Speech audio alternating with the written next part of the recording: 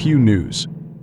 Spokane International Airport laid out a $215.7 million budget for 2025 on Monday, roughly 16% more than budgeted for 2024, while maintaining a balanced outlook. The request comes as Spokane County grapples with balancing its own budget for next year due to flatlining revenue. The Spokane International Airport, or SIA, is owned by the county and the city of Spokane, meaning its purse falls under both purviews. However, unlike most other endeavors, the SIA is highly independent and governed by the Spokane Airport Board, which has representatives from both municipalities. This level of control has allowed it to operate sustainably without extra funding from either municipality. "We are not requesting any funding from the county," said Rob Schultz, SIA's chief financial officer. "A key or pillar of airports is being financially self-sufficient."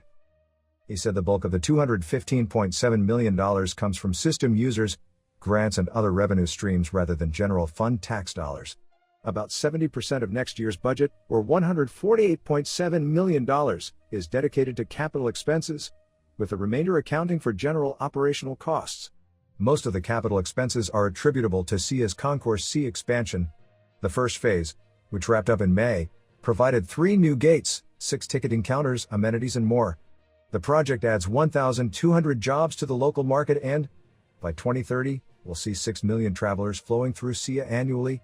Schultz said SIA anticipates around 4.4 million people coming through next year, roughly 11% more than in 2022 when the pandemic was winding down.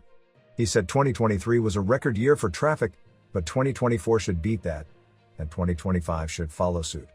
"Probably one of the biggest changes in the budget that we haven't had in quite a long time," said Larry Kreuter, SIA's chief executive officer, "is the fact that we'll be adding debt service." Last week, the airport held a bond sale and issued about $67 million in debt to provide more funding for the concourse expansion and other projects.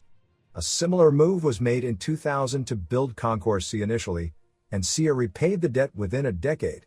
Schultz said SIA's operating revenues are budgeted to increase by roughly 10% compared to 2024 thanks to concessions, parking and airline sales. However, operating expenses are slated to increase by 29.3%. But he said half of that is due to the $6.3 million in debt service for 2025.